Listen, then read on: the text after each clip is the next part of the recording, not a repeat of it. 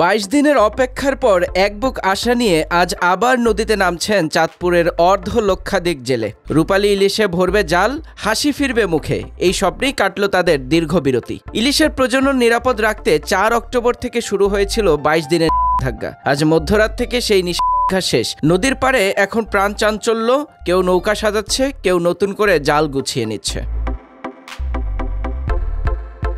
চাঁদপুরের আনন্দবাজার এলাকার জেলে মুজিব দেওয়ান বলেন, আমরা নিষেধাজ্ঞা মানছি, কিন্তু কিছু জেলে রাতে মাছ ধরছে। আল্লাহ কবুল করলে নদীতে ইলিশ পাবো, না হলে ঋণের বাড়বে। আরেক জেলে জাকির হোসেন বলেন, নৌকা প্রস্তুত, জাল সেলাই শেষ, এখন শুধু নদীতে নামার অপেক্ষা, কিন্তু মাছ না থাকলে সংসার চলবে কি করে?